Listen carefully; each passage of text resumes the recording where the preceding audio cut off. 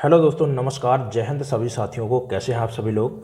आशा करता हूं दोस्तों कि आप सभी लोग बढ़िया होंगे।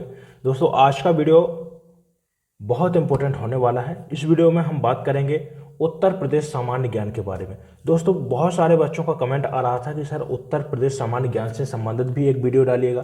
दोस्तों उत्तर प्रदेश सामान्य ज्ञान यदि किसी भी बच्चे का कंप्लीट नहीं है तो आज के इस वीडियो को शुरुआत से लेकर पूरा देखना है आपको अंत तक।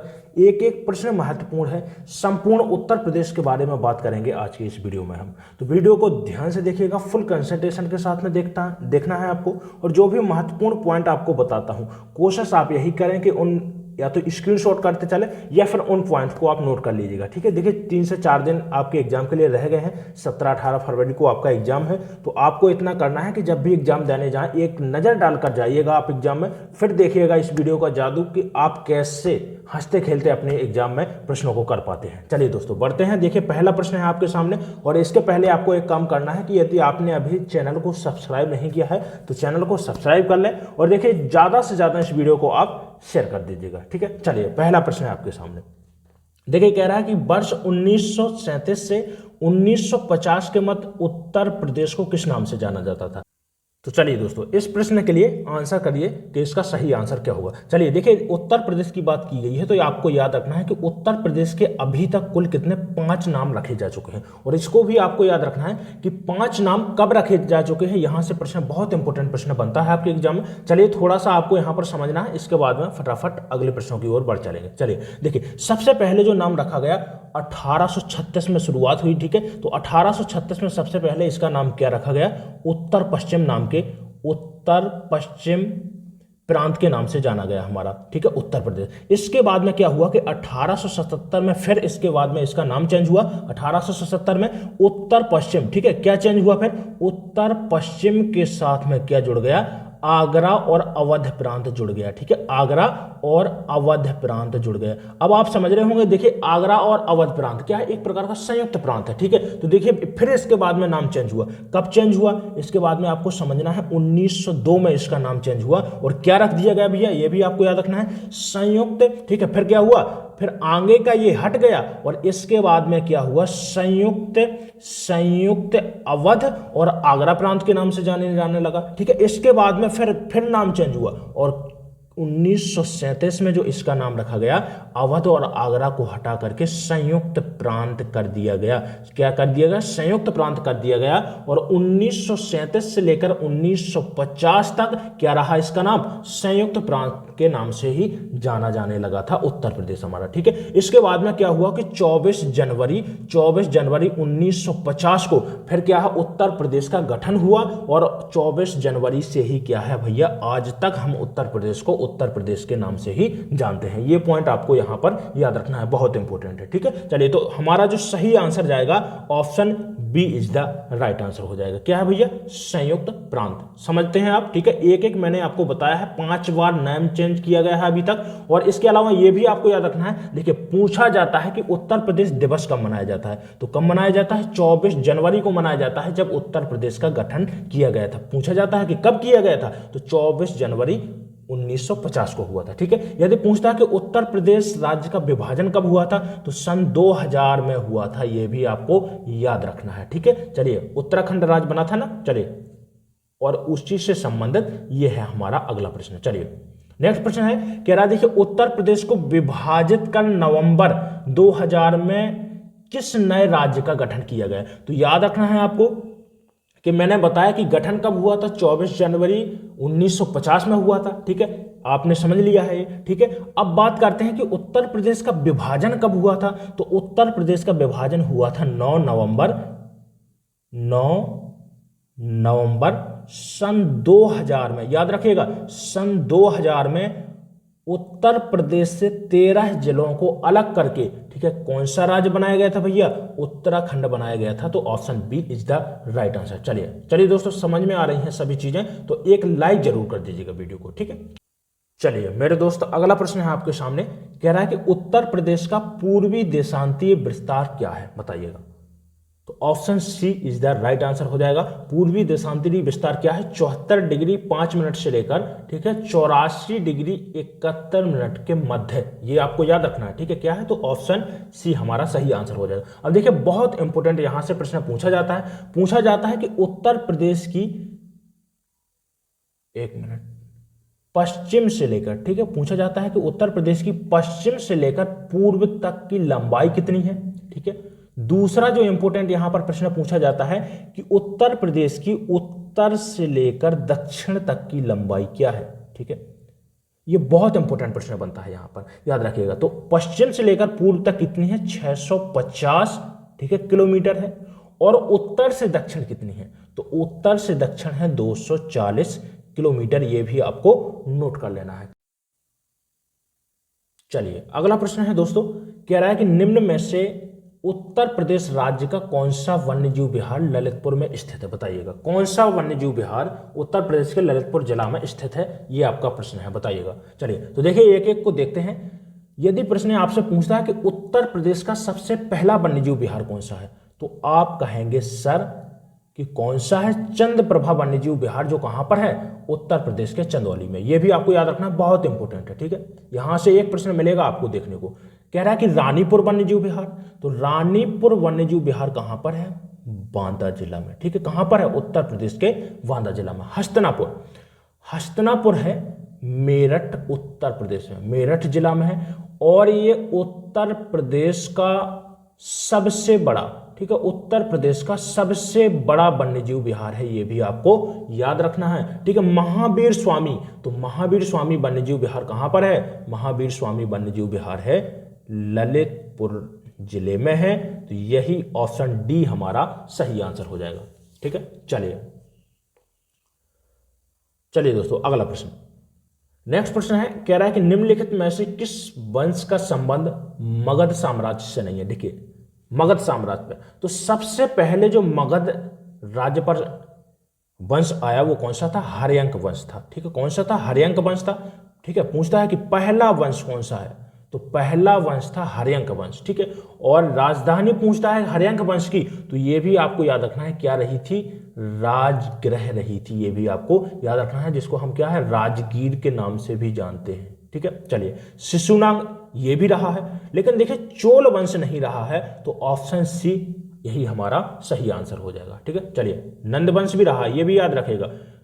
पूछा जाता है कि नंद वंश का अंतिम शासक कौन रहा, तो याद रखिएगा कौन था? घनानंद। यदि पूछता है कि स्थापना किसके द्वारा की गई, तो महापद्म नंद के द्वारा, ठीक है, पद्म नंद के द्वारा स्थापना की गई थी। किसकी? नंद वंश की। यहां से बहुत अच्छा प्रश्न बनता है, पूछा जाता है, क्योंकि देखिए घनानंद इंपोर्टेंट है आपके एग्जाम के लिए। प्रश्न पूछा जाता है कि सिकंदर के शासक के समकालीन रहा है, तो याद रखिएगा किसके? घनानंद के, ठीक है। चलिए नेक्स्ट प्रश्न, अगला प्रश्न है, कह रहा है कि मुगल साम्राज्य के कमजोर होने पर मोहम्मद शाह वंशज नहीं है। यहां पर याद रखिएगा क्या है? वंगस है, ठीक है। मोहम्मद शाह वंगस ने किस स्थान पर अपना राज्य स्थापित किया था? कह रहा कि फतेहपुर सीकरी, ठीक है। तो फतेहपुर सीकरी की बात करते हैं भैया, तो फतेहपुर सीकरी की स्थापना की गई थी मुगल सम्राट अकबर के द्वारा, ठीक है। याद रखिएगा कहां पर? आगरा में एक नया शहर बनाया गया था अकबर के द्वारा, ठीक है, जिसको क्या बोलते थे? फतेहपुर सीकरी। मथुरा में, यह भी गलत हो जाएगा। कन्नौज में, ठीक है, यह भी गलत। तो कहां पर? Option D is the right answer हो जाएगा, ठीक है। किसके द्वारा? मोहम्मद शाह वंगस के द्वारा, ठीक है। मोहम्मद शाह वंगस के द्वारा कहां पर? फर्रुखाबाद में। देखिए अब यहां पर बहुत अच्छा प्रश्न बनता है कि फर्रुखाबाद शहर की स्थापना किस शासक के नाम पर की गई थी? तो याद रखना है आपको, मुगल सम्राट हुए एक, आपको याद रखना है, मुगल सम्राट फर्रुखसियर, ठीक है, फर्रुखसियर, ठीक है, फर्रुखसियर, ठीक है, के नाम पर ही किसने? मोहम्मद शाह वंगस के द्वारा स्थापना की गई थी फर्रुखाबाद की। यह भी याद रखना, ठीक है। बहुत अच्छा प्रश्न बनता है यहां से। चलिए प्रश्न पूछा जाता है कि रामनगरिया मेले का आयोजन कहां पर किया जाता है, ठीक है। दूसरा जो याद रखना पूछा जाता है, कंपिल मेला, कंपिल महोत्सव कहां पर मनाया जाता है? तो यह भी आपको याद रखना है, फर्रुखाबाद, ठीक है। चलिए नेक्स्ट प्रश्न, मेरठ की ब्रिटिश सेना में विद्रोह की चिंगारी कब भड़की थी? कह रहा है कि भैया जो मेरठ की ब्रिटिश सेना में, कह रहा है कि चिंगारी कब भड़की थी। चलिए देखिए, चलिए, तो कब हुआ था भैया? तो स्वतंत्रता संग्राम पूछा जाता है। देखिए 1857 की बात कर रहा है, 1857 का कह रहा है कि जो 1857 का विद्रोह था, इसकी शुरुआत कहां से हुई थी? तो कहां से हुई थी? याद रखिएगा 10 मई 1857 को मेरठ उत्तर प्रदेश से हुई थी। ये भी आपको याद रखना है। दूसरा जो यहां पर बहुत इंपॉर्टेंट प्रश्न पूछा जाता है, ठीक है, पूछा जाता है कि जो 1857 की क्रांति हुई थी, इसका सबसे ज्यादा प्रभाव उत्तर प्रदेश के किन क्षेत्रों पर पड़ा है? तो याद रखिएगा, एक तो बुंदेलखंड का क्षेत्र हो गया था, ठीक है, बुंदेलखंड का क्षेत्र हो गया था, और दूसरा जो आपको याद रखना है अवध क्षेत्र, ठीक है, अवध क्षेत्र। तो यहां से बहुत अच्छा प्रश्न पूछा जाता है। प्रश्न बनता है कि अवध क्षेत्र में, ठीक है, किसके द्वारा नेतृत्व किया गया था? तो याद रखिएगा बेगम हजरत महल के द्वारा, और रानी लक्ष्मीबाई का नाम तो आपने निश्चित सुना होगा, ठीक है। देखिए रानी लक्ष्मीबाई कौन थी भैया? बुंदेलखंड की तो थी, ठीक है, झांसी की रहने वाली थी, ठीक है। तो इनके द्वारा ही नेतृत्व किया गया था। 1857 की जो क्रांति का नेतृत्व है बुंदेलखंड में किसके द्वारा किया गया था? रानी लक्ष्मीबाई के द्वारा किया गया था, ठीक है। चलिए अगला प्रश्न, नेक्स्ट प्रश्न है, बेगम हजरत महल को ब्रिटिश सेना की घेरबंदी की वजह से किस देश में शरण लेनी पड़ी थी? बताइएगा।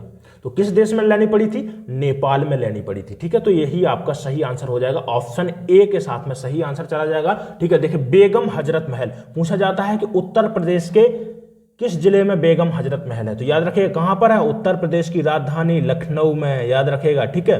पूछा जाता है कि बेगम हजरत महल कौन थी? तो यह भी आपको याद रखना है कौन थी भैया?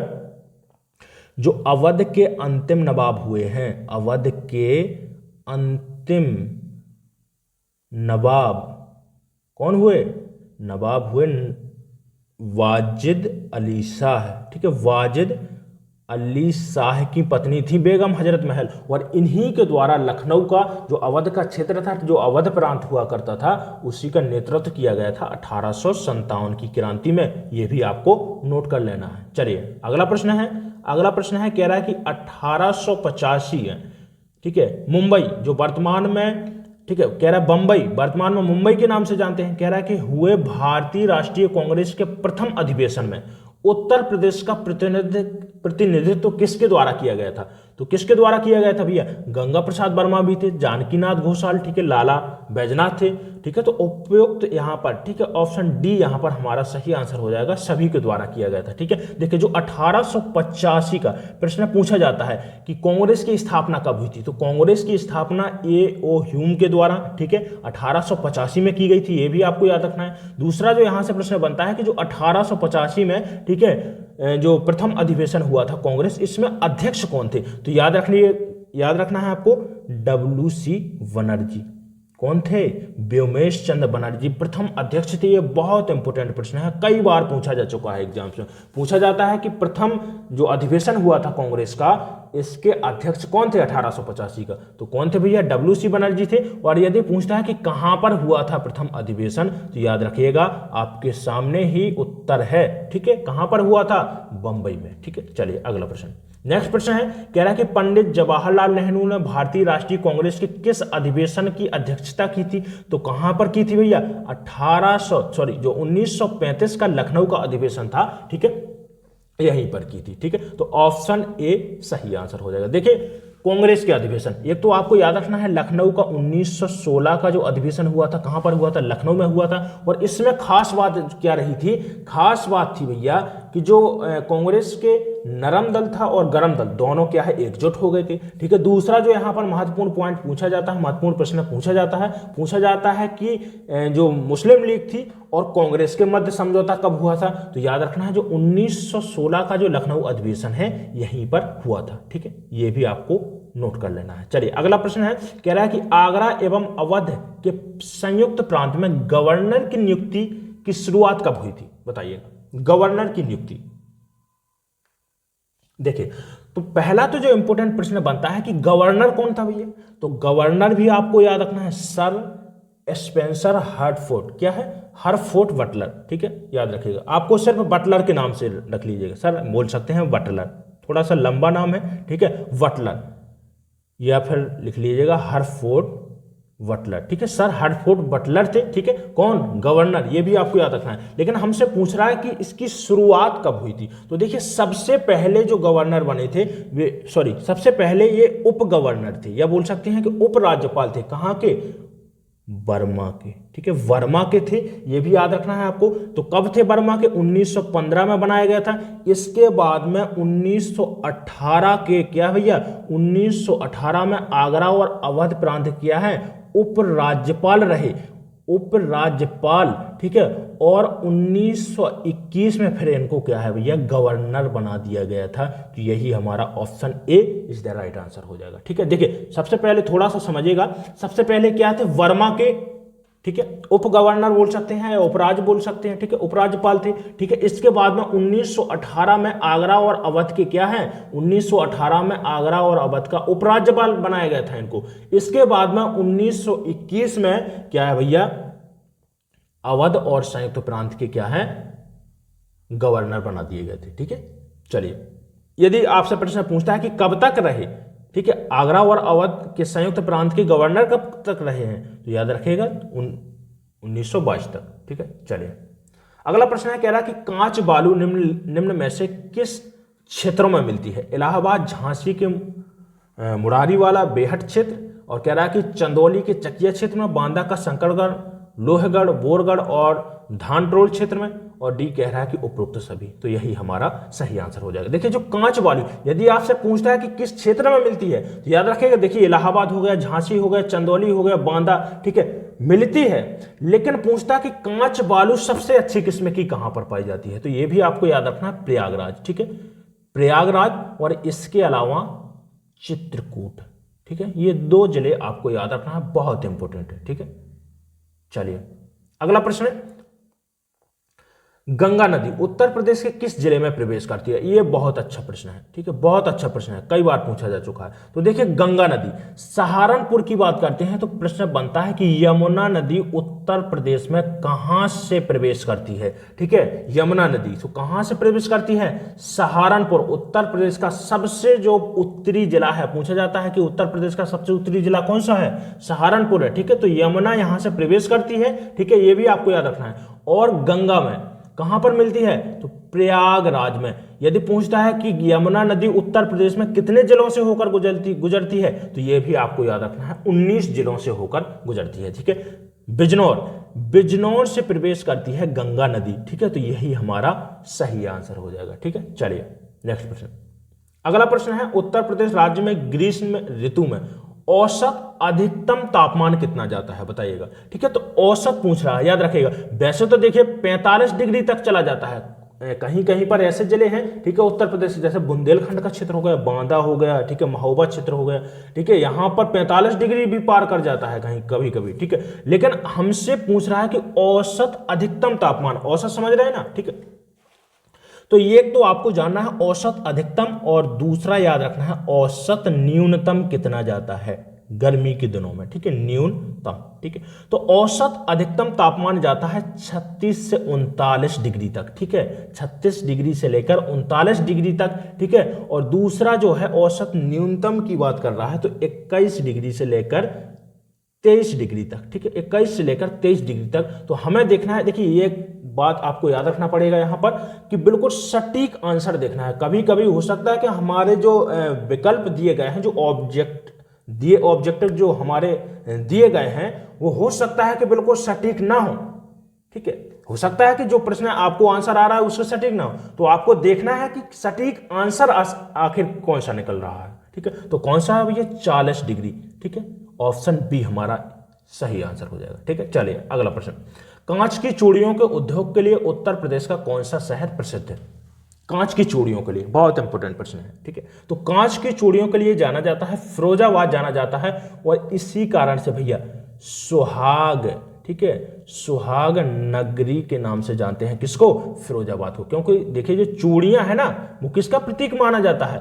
सुहाग का, स्त्री के सुहाग का प्रतीक माना जाता है। तो इसको क्या बोलते हैं? सुहाग नगरी, कांच नगरी, ये भी आपको याद रखना है, ठीक है। पूछता कि चिकनकारी कढ़ाई चिकनकारी कढ़ाई कहाँ की प्रसिद्ध है? तो ये भी आपको याद रखना है, कहाँ की है? लखनऊ की। चमड़ा उद्योग, ठीक है, चमड़ा रंगाई सेंटर कहाँ पर है? चमड़ा उद्योग के लिए कौन सा जाना जाता है भैया? उत्तर प्रदेश का जिला कानपुर जाना जाता है, ठीक है। बरेली की बात करते हैं तो पूछता कि बेंत की छड़ियां कहाँ की प्रसिद्ध हैं? बरेली की है, ठीक है। दिया सलाई का कारखाना कहाँ पर है? बरेली में है, ठीक है। चलिए नेक्स्ट प्रश्न है कि भारत की कुल कृषि योग्य भूमि का कितना प्रतिशत भाग उत्तर प्रदेश के राज्य में है? तो भारत की कह रहा है भैया, तो पहले तो हम भारत की ही देख लेते हैं कि आखिर भारत की कितनी भूमि कृषि योग्य है, ठीक है। तो भारत की बात करते हैं तो देखिए 51% भाग पर, देखिए कुल 100% का हम बात कर रहे हैं, कुल 100% का 51% भाग पर तो की जाती है कृषि, ठीक है, कृषि योग्य भूमि है, ठीक है। इसके अलावा देखिए 4% जो भाग है उस पर है चारागाह, ठीक है, चारागाह है, ठीक है। 21% भाग है, 21% भाग पर क्या है भैया? वन है, ठीक है। और जो 24% भाग है इस पर भैया क्या है? ऊसर है। ऊसर समझते हैं ना? अरे भैया अनउपजाऊ मिट्टी, समझते हैं ना, बिना उपयोग वाली, ठीक है, जिस पर खेती नहीं की जा सकती है, किसी काम की नहीं है ये, ठीक है। तो 24% है, ठीक है। तो कह रहा है देखिए 51% में से बताना है आपको, ठीक है, कि उत्तर प्रदेश राज्य में कितनी है? तो कितनी है? 20% है। ऑप्शन बी हमारा सही आंसर हो जाएगा। चलिए अगला प्रश्न, चलिए नेक्स्ट प्रश्न है, मेला और स्थान के संबंध में कौन सा युग में सुमेलित नहीं है? बताइएगा। देखिए मेला, नैमिषारण्य, पहले बात तो इंपोर्टेंट कर लीजिएगा, ये प्रश्न बहुत ज्यादा पूछा जाता है। नैमिषारण्य कहां पर है भैया? सीतापुर में है। पूछा जाता है कि नैमिषारण्य महोत्सव कहां पर मनाया जाता है? सीतापुर में मनाया जाता है, ठीक है। बटेश्वर मेला, बटेश्वर मेला यही हमारा गलत हो जाएगा। जो कानपुर में मेला लगता है वो लगता है जेके मेला, जेके मेला, और जो दूसरा लगता है विठुर मेला लगता है कहां पर? कानपुर में, ठीक है। तो बटेश्वर मेले की बात करते हैं तो बटेश्वर मेला लगता है आगरा में। और एक बात आपको याद रखना है कि ये एक पशु मेला है। कैसा है भैया? पशु मेला है, ये भी आपको याद रखना है, ठीक है। तो उत्तर प्रदेश में सिर्फ 2 ही पशु मेले लगते हैं, एक तो आगरा का हो गया और दूसरा है ददरी पशु मेला, ये भी आपको याद रखना है, ठीक है। श्रावणी मेला, जन्माष्टमी मेला कहां पर लगता है? मथुरा में। ढाई घाट मेला, ये भी आपको याद रखना है शाहजहांपुर में। तो ऑप्शन बी हमारा सही आंसर हो जाएगा। चलिए नेक्स्ट प्रश्न, अगला प्रश्न है, कह रहा है कि निम्नलिखित में से उत्तर प्रदेश का सर्वाधिक लंबी नहर कौन सी है? सर्वाधिक लंबी नहर की बात कर रहा है तो कौन सी है भैया? शारदा नहर, ठीक है, जिसको हम काली नहर के नाम से भी जानते हैं इसको, ठीक है। तो शारदा नहर सबसे लंबी नहर है, तो ऑप्शन बी सही आंसर हो जाएगा, ठीक है। चलिए अगला प्रश्न, नेक्स्ट प्रश्न है, कह रहा है कि निम्नलिखित में से कौन सा कथन असत्य है? कह रहा है कि खैरवाड़ जनजाति की आर्थिक स्थिति अत्यंत खराब है, ठीक है। दूसरा कह रहा है तो ये भी सही है भैया, क्या है? जो खैरवाड़ जनजाति है ये क्या है? इसके उद्योग की बात करते हैं तो जो खैर होता है ना, कत्था का काम इसका होता है, ठीक है। तो ये इतनी ज्यादा विकसित जनजाति नहीं है, क्या है भैया? गरीबी में जीती है, ठीक है, ये भी आपको याद रखना है। दूसरा कह रहा है कि खैरवाड़ जनजाति में पुरुष धोती बंडी और स्त्रियां साड़ी पहनती हैं, तो ये भी सही है, पहनावा के ऊपर है, ठीक है। दूसरा कह रहा है कि खैरवाड़ जनजाति में लोग पूर्णतः मांसाहारी होते हैं, यही गलत हो जाएगा। तो हमसे सत्य पूछा था तो सत्य ऑप्शन सी राइट आंसर हो जाएगा। अगला चलिए देख लीजिएगा, इसमें भी हमें एक प्रश्न मिल जाएगा। कह रहा है कि खैरवाड़ जनजाति की भाषा तथा बोली में क्या है? स्थानीयता का प्रभाव दिखता है, तो ये भी सही आंसर है, ठीक है। दूसरा जो आपको याद रखना है, पूछता है कि खैरवाड़ जनजाति कहां पर है? उत्तर प्रदेश के किस जिले में पाई जाती है? तो याद रखना है किस जिले में? सोनभद्र जिले में पाई जाती है। जो देखिए उत्तर प्रदेश का जो सोनभद्र जिला है, प्रश्न बनता है यहां से, बहुत इंपॉर्टेंट प्रश्न पूछा जाता है कि उत्तर प्रदेश का सबसे दक्षिणी जिला कौन सा है? तो सबसे दक्षिणी जिला कौन सा है? सोनभद्र, ठीक है, जहां पर खैरवाड़ जनजाति पाई जाती है। और इसके अलावा एक पॉइंट और याद रखिएगा, पूछा जाता है कि कर्मा नृत्य किस जनजाति के द्वारा किया जाता है? तो वो है कौन सी जनजाति? खैरवाड़ जनजाति। चलिए नेक्स्ट प्रश्न, उत्तर प्रदेश में किस प्रकार के वन पाए जाते हैं? चलिए कमेंट करिए, ठीक है। तो एक तो आपको याद रखना है कि उत्तर प्रदेश में किस प्रकार के वन पाए जाते हैं। दूसरा याद रखना है पॉइंट कि सबसे ज्यादा कौन से वन पाए जाते हैं, सबसे ज्यादा क्षेत्रफल पर, उत्तर प्रदेश के सबसे ज्यादा क्षेत्रफल पर कौन से वन पाए जाते हैं? तीसरा याद रखना है आपको कि सबसे ज्यादा वन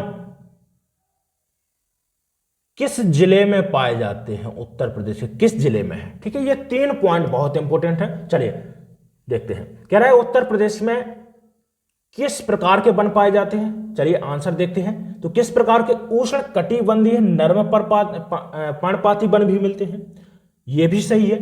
उष्ण कटिबंधीय शुष्क पर्णपाती भी वन मिलते हैं और उष्ण कटिबंधीय कंटीली झाड़ियां भी मिलती हैं। ठीक है, देखिए जो उष्ण कटिबंधीय नम पर्णपाती वन है ये कहां पर मिलते हैं, जो आपका तराई वाला क्षेत्र होगा जहां पर ज्यादा वर्षा होती है। ठीक है, शुष्क पर्णपाती भी वन मिलते हैं और ये सभी हमारा यहां पर राइट आंसर हो जाएगा। दूसरा जो हमारा यहां पर पॉइंट है कि सबसे ज्यादा कौन से वन मिलते हैं, तो सबसे ज्यादा जो वन पाए जाते हैं वो कौन से हैं, शुष्क पर्णपाती वन। ठीक है, उष्ण कटिबंधीय शुष्क पर्णपाती वन सबसे ज्यादा उत्तर प्रदेश के सबसे ज्यादा क्षेत्रफल पर कौन से वन पाए जाते हैं, शुष्क पर्णपाती वन। यह भी आपको याद रखना है, प्रश्न पूछा गया है, ये याद रखिएगा। ठीक है, तीसरा है सबसे ज्यादा वन किस जिले में है, तो याद रखिएगा किस जिले में है, उत्तर प्रदेश के सोनभद्र जिले में है। यह भी आपको नोट कर लेना है। चलिए अगला प्रश्न, नेक्स्ट प्रश्न है, कह रहा है कि निम्न में से स्कूल चलो अभियान का लक्ष्य क्या है।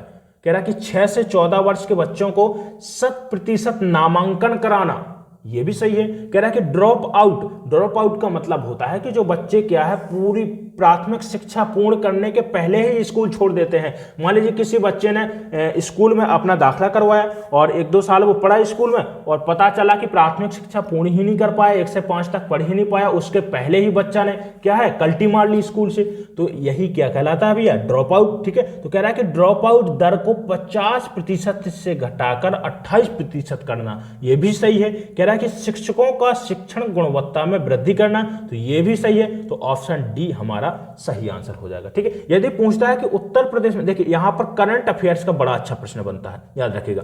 पूछता है कि उत्तर प्रदेश में 2023 से संबंधित एक प्रश्न बताता हूं, क्योंकि देखिए आपके एग्जाम में 2023 का ही करंट अफेयर्स पूछा जाएगा। तो यहां पर आपको याद रखना है, पूछा जाएगा कि उत्तर प्रदेश में हाल ही में, ठीक है, उत्तर प्रदेश में हाल ही में स्कूल चलो अभियान कहां पर चलाया गया, तो याद रखिएगा 1 अप्रैल, ठीक है, 1 अप्रैल 2023 को, 1 अप्रैल 2023 को उत्तर प्रदेश के एक मिनट, क्या है, हिंदी भी नहीं लिख पा रहा हूं मैं। ठीक है, लखनऊ, उत्तर प्रदेश के लखनऊ में, ठीक है, योगी आदित्यनाथ के द्वारा 1 अप्रैल 2023 में स्कूल चलो अभियान चलाया गया। 2022 की बात करता है तो उत्तर प्रदेश के श्रावस्ती में चलाया गया था। ठीक है, श्रावस्ती से देखिए बहुत अच्छा प्रश्न है, एक बताता हूं आपको। चलिए देखिए, पूछा जाता है प्रश्न कि उत्तर प्रदेश में सबसे अधिक साक्षर जिला कौन सा है, सबसे कम साक्षरता किस जिला में है, तो याद रखिएगा उत्तर प्रदेश के श्रावस्ती जिला। ठीक है, पूछता है कि सबसे ज्यादा साक्षर जिला कौन सा है, सबसे ज्यादा साक्षर जिला,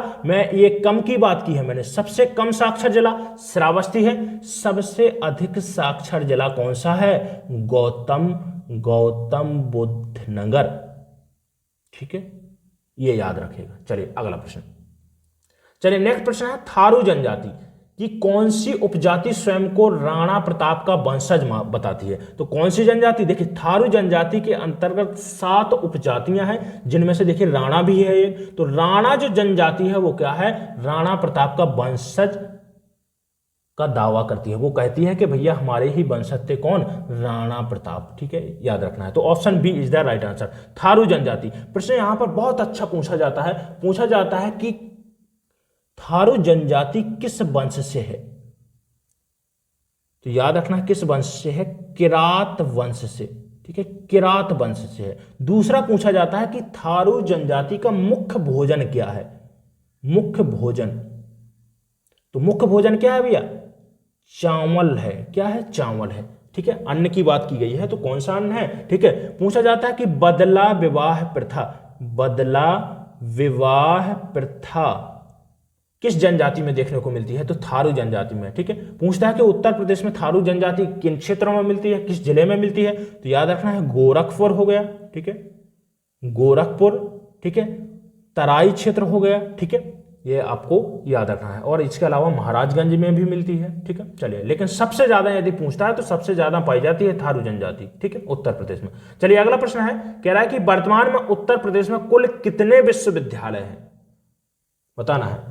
चलिए, तो देखिए कुल कितने विश्वविद्यालय हैं? 55 विश्वविद्यालय हैं, ये भी आपको याद रखना है। देखिए यदि पूछता है कि उत्तर प्रदेश का सबसे पुराना विश्वविद्यालय कौन सा है, तो याद रखिएगा इलाहाबाद। इलाहाबाद विश्वविद्यालय उत्तर प्रदेश का सबसे पुराना विश्वविद्यालय है, ठीक है, ये भी याद रखेगा आप। यदि पूछता है कि स्थापना कब हुई थी, तो ये भी आपको याद रखना है 1887 में, ठीक है, 1887 में इसकी स्थापना की गई थी। देखिए पूछा जाता है प्रश्न कि पूर्व का ऑक्सफोर्ड जानते हैं ना, ऑक्सफोर्ड यूनिवर्सिटी, तो कह रहा है कि पूर्व का ऑक्सफोर्ड किस विद्यालय को कहा जाता था, तो इलाहाबाद विश्वविद्यालय को कहा जाता था, यह भी आपको नोट कर लेना है। चलिए अगला प्रश्न है, कह रहा है कि चौधरी चरण सिंह विश्वविद्यालय मेरठ की स्थापना कब की गई थी? चलिए बताइएगा। तो देखिए चौधरी चरण सिंह विश्वविद्यालय कहां पर है, याद रखिए कहां पर है भैया, मेरठ में है। स्थापना की बात कर रहा है तो इसकी स्थापना 1965 में की गई थी। अगला जो आपको यहां पर पॉइंट याद रखना है, पूछा जाता है कि चौधरी चरण सिंह हवाई अड्डा कहां पर है? हवाई अड्डा कहां पर है? तो याद रखिएगा लखनऊ, ठीक है, लखनऊ अमौसी में, ठीक है, लखनऊ अमौसी में है, यह भी आपको याद रखना है। किसके नाम पर रखा गया है नाम? पूर्व प्रधानमंत्री चौधरी चरण सिंह के नाम पर। चलिए नेक्स्ट प्रश्न। अगला प्रश्न है, स्थान तथा वन आधारित उद्योग के संबंध में निम्नलिखित में से कौन सा युग में सुमेलित नहीं है? याद रखिएगा, नहीं पूछ रहा है, बताइएगा। कह रहा है कि कागज निर्माण का उद्योग कहां पर है? सहारनपुर में, बिल्कुल सही है भैया। कह रहा है कि मेरठ खेल के सामान के लिए प्रसिद्ध है, यह भी सही है। गोरखपुर बेंत फर्नीचर के लिए, कह रहा है कि बलिया चीनी मिट्टी के बर्तन के लिए, तो गोरखपुर हमारा यहां पर सही आंसर हो जाएगा। बेंत के फर्नीचर या बेंत की छड़ियों के लिए जो प्रसिद्ध है भैया जिला, वो है बरेली। क्या है? बरेली है, ठीक है। तो ऑप्शन यहां पर याद रखना है, सी हमारा सही आंसर हो जाएगा, टेराकोटा, ठीक है, टेराकोटा।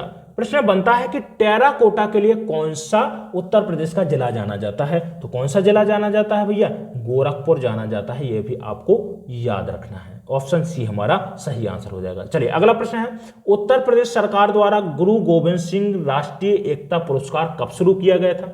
बताइएगा, ठीक है। तो गुरु गोविंद सिंह पुरस्कार याद रखिएगा कब शुरू किया गया था? सन 2001 में किया गया था। ऑप्शन सी के साथ में हमारा राइट आंसर चला जाएगा। चलिए अगला प्रश्न है, गिरी institute of development studies Uttar Pradesh के किस शहर में है? बताइएगा, कानपुर में है, लखनऊ में है, इलाहाबाद में है, आगरा में है। चलिए तो देखिए गिरी इंस्टीट्यूट ऑफ डेवलपमेंट स्टडी, इसकी स्थापना की बात कर लेते हैं भैया। तो इसकी स्थापना कब की गई थी? 1973 में लखनऊ में, ठीक है, बताइए। तो ऑप्शन बी हमारा यहां पर सही आंसर चला जाएगा, ठीक है। गिरी इंस्टीट्यूट, बीबी गिरी को जानते होंगे आप, ठीक है। बीबी गिरी कौन थे? अरे भैया भारत के पूर्व राष्ट्रपति थे, ठीक है, भारत के पूर्व राष्ट्रपति के नाम पर ही, ठीक है, बीबी गिरी इंस्टीट्यूट ऑफ डेवलपमेंट स्टडीज को इसका नाम रखा गया था, ठीक है। स्थापना 1973 में और कहां पर की गई? लखनऊ में, ठीक है। तो ऑप्शन बी सही आंसर हो जाएगा। चलिए अगला प्रश्न, कमेंट करिएगा आप, ठीक है। चलिए बताइए सही आंसर क्या होगा इसका। कह रहा है उत्तर प्रदेश सरकार ने लखनऊ में पुरातत्व विभाग की स्थापना किस वर्ष में की थी? तो देखिए उत्तर प्रदेश की बात कर रहा है। यदि भारत का पूछता है कि भारत में पुरातत्व विभाग की स्थापना कब की गई थी, तो भारत की बात करता है तो भारत में की गई थी 1861 में। कंफ्यूज नहीं होना है, क्योंकि देखो ऑप्शन में है 1961, और जब हमारे दिमाग में बेटा क्या है कंफ्यूज, इतना प्रेशर रहता है एग्जाम के समय कि हम समझ नहीं पाते कि आखिर 1961 था कि 1861 है। तो देखिए भारत की पुरातत्व विभाग की स्थापना कब की गई थी? 1861 में, ठीक है। कब की गई थी? 1861 में। पूछता है कि किसके द्वारा की गई थी? तो अलेक्जेंडर कनिंघम के द्वारा, ठीक है, अलेक्जेंडर कनिंघम के द्वारा की गई थी, यह भी आपको याद रखना है, ठीक है। लेकिन हमसे पूछ रहा है कि उत्तर प्रदेश में कब की गई थी? तो उत्तर प्रदेश में की गई थी 1951 में।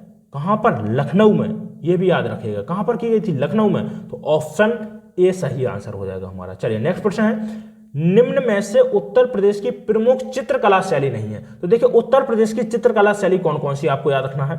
चलिए हमसे नहीं है पूछा है, ये भी बताऊंगा कौन कौन सा याद रखना है आपके एग्जाम के लिए, कौन सी महत्वपूर्ण है। चलिए पहले कमेंट करिए इसका सही आंसर। तो देखिए सारनाथ शैली या बुद्ध शैली नहीं है, यही हमारा सही आंसर हो जाएगा। ठीक है, एक आगरा शैली है जिसको मुगल शैली के नाम से भी जानते हैं, मथुरा शैली है जिसको हम ब्रज शैली के नाम से भी जानते हैं, मिर्जापुर शैली जिसको हम कंदरा शैली, देखिए यहां पर दो शैली है, मिर्जापुर शैली भी है, कंदरा शैली भी है। कहां पर प्रचलित है भैया? मिर्जापुर में है। ठीक है, मिर्जापुर से संबंधित है।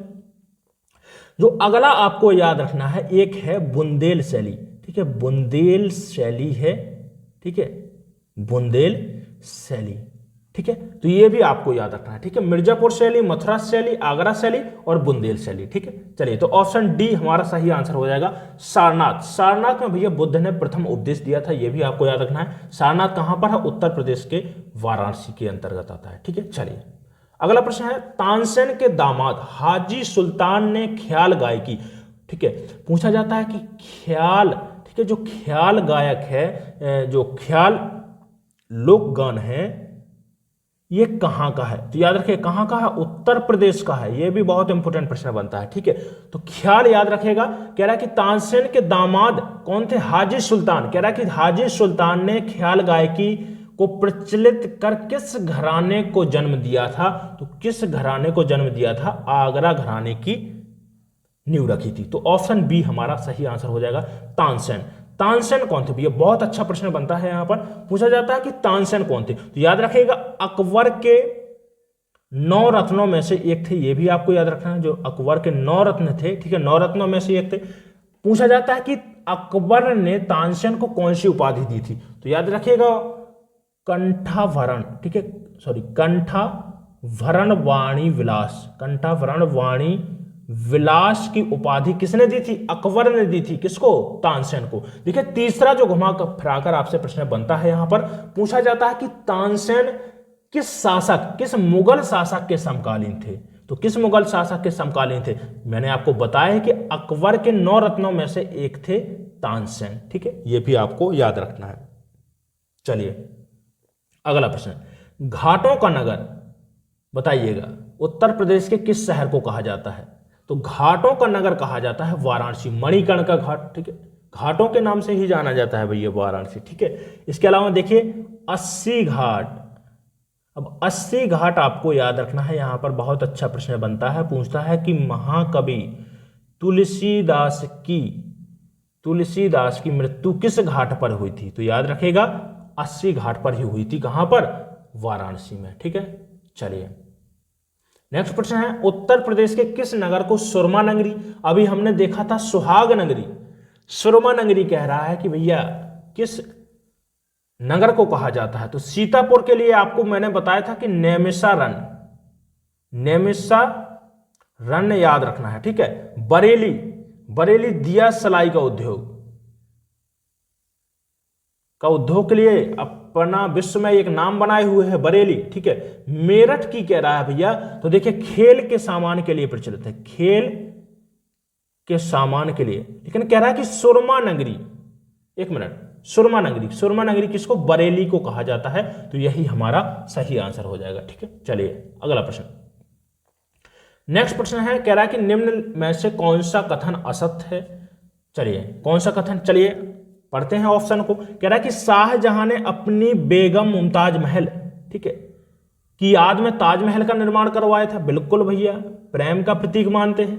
ठीक है, ताजमहल का निर्माण पर्शियन, ठीक है, फारसियन होगा। ठीक है, पर्शियन वास्तुविद उस्ताद ईसा के निर्देशन में किया था, यह भी सत्य है। कह रहा है कि 20,000 कारीगरों और मजदूरों ने 17 वर्षों में ताजमहल का निर्माण किया था, यह भी सही है। लेकिन आप तो यार बड़े अच्छे तरीके से जानते हैं कि यह कहां पर है? यमुना नदी के तट पर है। ठीक है, तट पर है।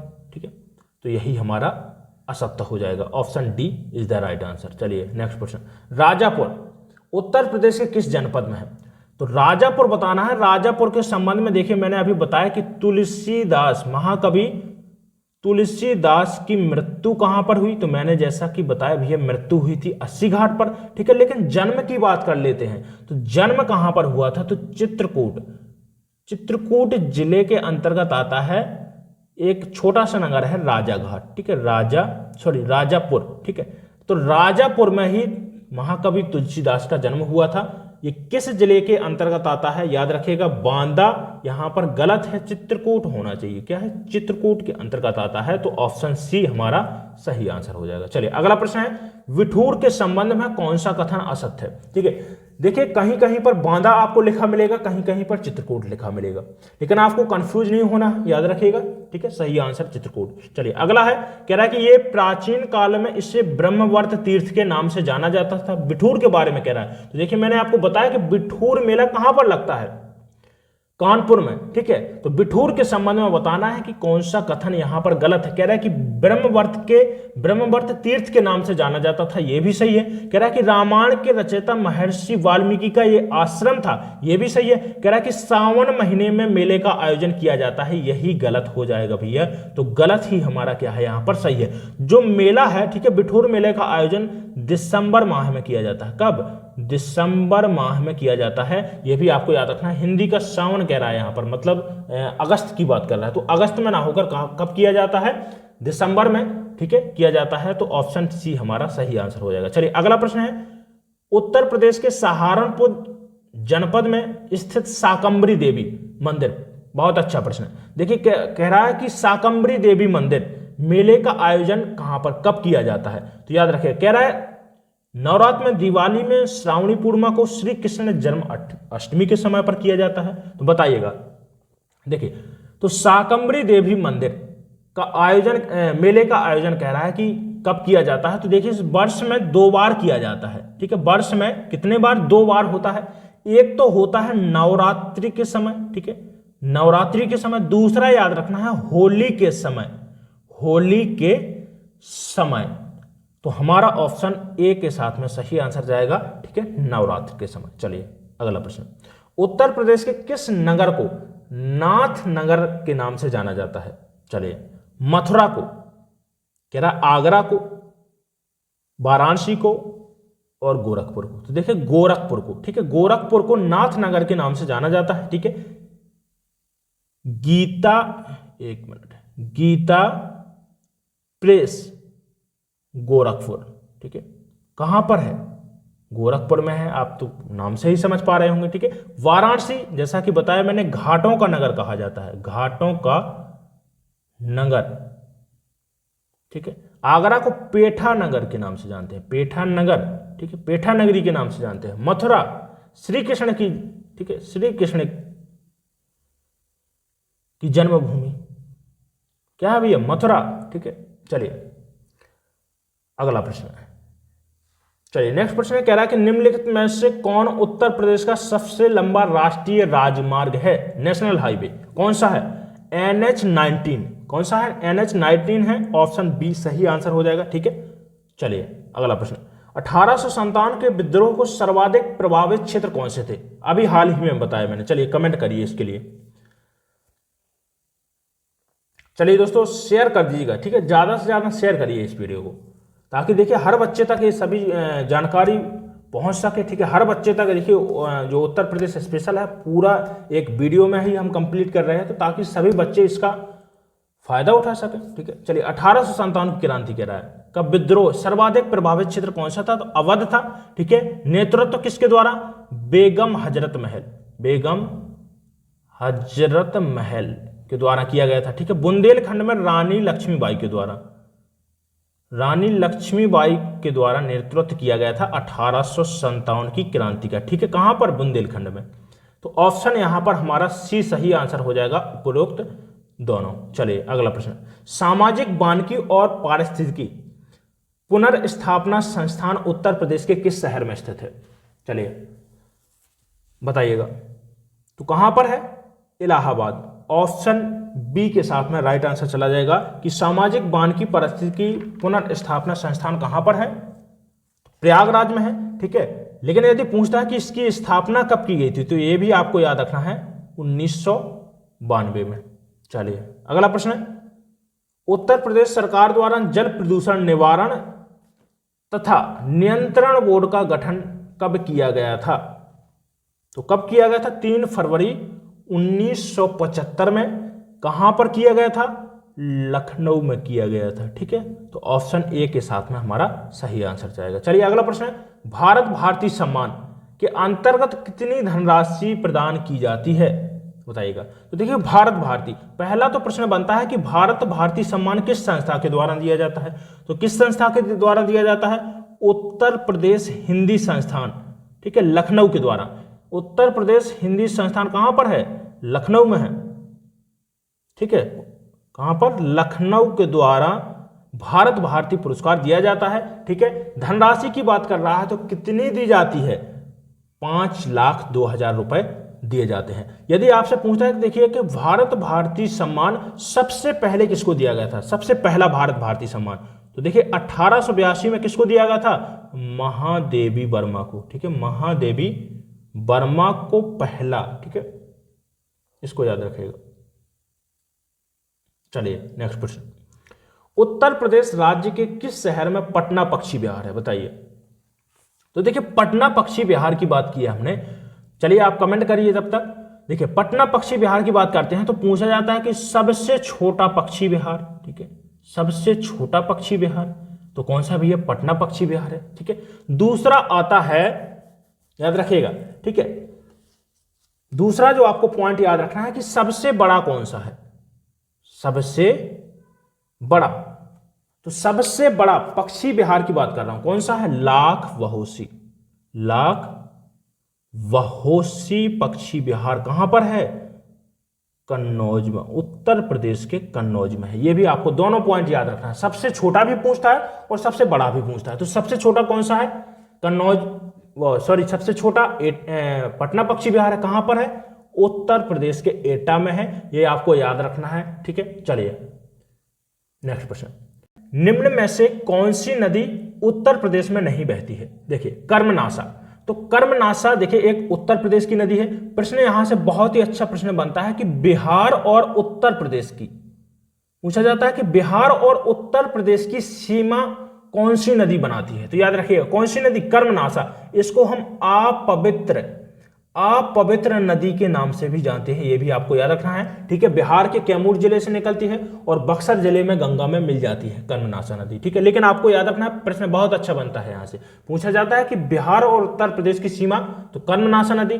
चंद्रप्रभा भी है। ठीक है, बेलन नदी, बेलन नदी कहां पर है, बेलन नदी है मिर्जापुर जिले में। ठीक है, मिर्जापुर की एक नदी है। ठीक है, बेलन नदी, यह भी आपको याद रखना है। ठीक है, तो नर्मदा नदी की बात करते हैं भैया, तो नर्मदा नदी उत्तर प्रदेश में नहीं बहती है, यही हमारा सही आंसर हो जाएगा, ऑप्शन डी। ठीक है, लेकिन देखिए नर्मदा नदी पूछा जाता है कि प्रायद्वीपीय, ठीक है, प्रायद्वीपीय भारत की पश्चिम की ओर बहने वाली सबसे लंबी नदी कौन सी है, वो है भैया नर्मदा नदी। नर्मदा नदी, तो ऑप्शन डी के साथ में हमारा सही आंसर जाएगा। चलिए अगला प्रश्न है, उत्तर प्रदेश राज्य के मंत्री परिषद का अध्यक्ष कौन होता है, मंत्री परिषद। चलिए तो देखिए राज्यपाल, राज्यपाल कौन होता है, केंद्र और राज्य के मध्य यदि कड़ी पूछता है, ठीक है, कि कड़ी कौन होता है, तो राज्यपाल होता है। ठीक है, राज्यपाल होता है राज्य कार्यपालिका का प्रधान। कार्यपालिका का प्रधान यदि पूछता है कि कौन होता है, तो राज्यपाल होता है। ठीक है, मुख्यमंत्री, मुख्यमंत्री भैया, मुख्यमंत्री।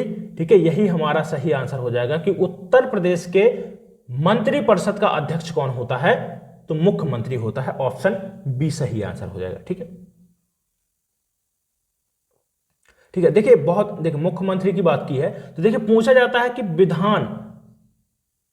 विधानसभा का बहुमत दल का नेता कौन होता है। ठीक है, कौन होता है, मुख्यमंत्री होता है। ठीक है, चलिए नेक्स्ट प्रश्न, उत्तर प्रदेश खेल निदेशालय प्रशिक्षण शिविर कार्यक्रम का आयोजन कब किया गया।